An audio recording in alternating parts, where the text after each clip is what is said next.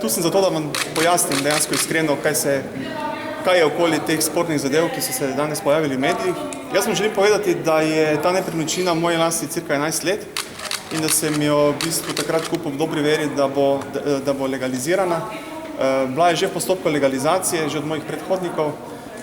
Jaz v teh letih nisem storil nič nezakonitega, sem pa normalno, da sem pričakoval, da se bo v teh letih seveda tudi kaj zgodilo na tem področju, ampak žal do današnjega dneva, to pomeni prav do danes, nisem prejel nobene odločbe. Edino, kar sem dobil od uradnih organov, je to, da je nepremičnina evidentirana, da je v planu pri spremembah namembnosti v občini Piran omenjena notri in to je v bistvu vse, kar se je v teh letih sedaj zgodilo.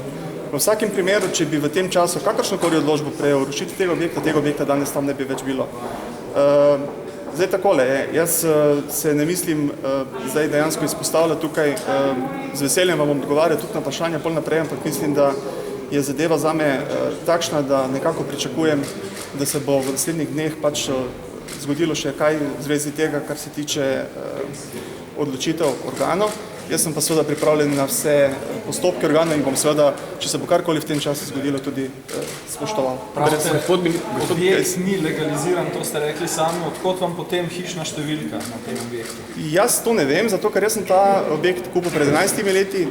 Stanje identično kot je danes je bilo tudi takrat. Se pravi, jaz nisem nič nezakonitega v tem obdobju storil, jaz sem samo dal v postopke vse, kar je bilo, kaj so bile moje pravne možnosti in v bistvu zdaj jaz samo čakam, kaj se bo zgodilo. Vendar z novo uredbo boste lahko, se pravi tisto, ki jo je vaš predhodnik sprejel, boste lahko ta objekt legalizirali, ne? Glejte, ne vem, jaz pričakujem, da bodo organi, tisti, ki so to pristojni, to storili.